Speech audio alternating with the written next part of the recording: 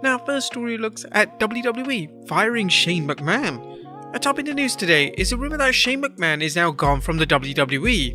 Now, keep in mind that this story is developing and so far Ringside News is reporting on it, but nevertheless it's a major story if it is confirmed, as it will show just how much heat Shane McMahon had after booking and appearing in the Men's Royal Rumble match. So here's what we know so far. Well, Ringside News is reporting that Shane McMahon, who was reportedly scheduled to compete at the Elimination Chamber and WrestleMania, is no longer scheduled for either event. Ringside News reported, a tenured member of the creative team informed us that the writers were told in a semi-quiet way that there will be no more creative discussions about Shane McMahon. They have now moved on to other creative discussions. The rumor noted that Shane has not been an official WWE employee for some time and that the rumors are circulating that Vince had no choice. Shane created chaos, had everyone in an uproar, pissed off everyone in the Rumble, openly buried other producers and was changing things that Vince wanted. Vince had no other choice but to send him home.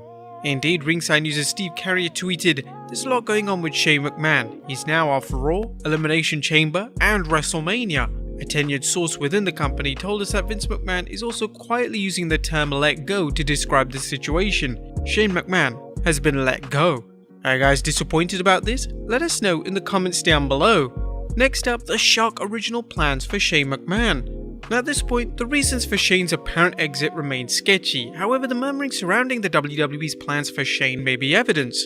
Wrestlers were said to be furious with the WWE's purported plan for Shane, with speculation that Shane would compete in the Elimination Chamber match and possibly face Seth Rollins or even Bobby Lashley at WrestleMania. PW Insider recently reported Shane McMahon will be appearing regularly on the Raw brand going forward.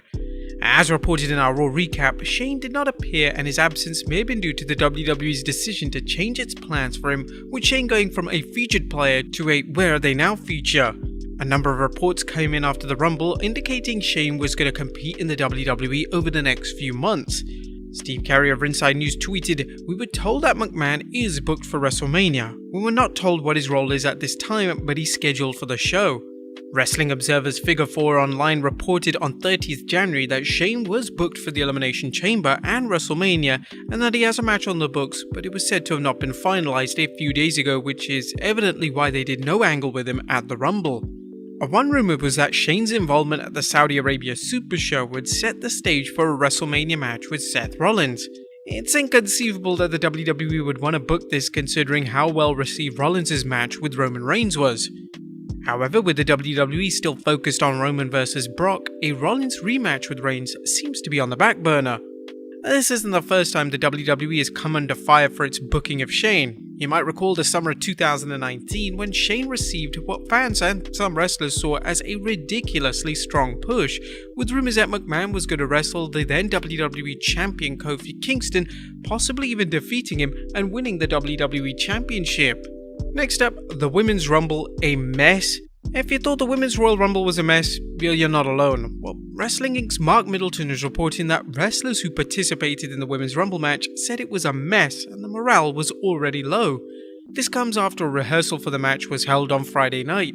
One talent noted that WWE should have had more main roster or contracted talent than veterans on hand for the match.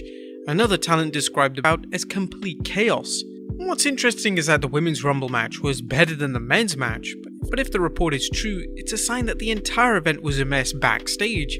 We noted in our previous news videos that there was plenty of grumblings backstage about the men's match. Producer Tyson Kidd's absence may have something to do with the chaos during the match.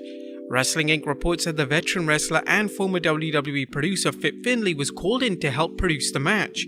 Fightful Select added that Tyson Kidd did not produce the match, as would be the case. The site notes that while Kidd is still working for the WWE, there's no news on why he was unavailable. Whatever the reason, Middleton noted that Finlay's absence reportedly led to one wrestler passing on a chance to compete in the Rumble. Next up, where was Asuka and Kairi Sane? Speaking of the Women's Royal Rumble, where were the former Kabuki Warriors? Or rumor had it that one or both members of the Kabuki Warriors might show up as surprise entrants in the Rumble, particularly since Asuka was cleared to compete. However, Fightful Select is reporting that WWE didn't think Asuka was ready to compete and that bringing in Sane, who is currently in Japan, would have been too inconvenient as it was easy to bring in other talent than Kairi Sane.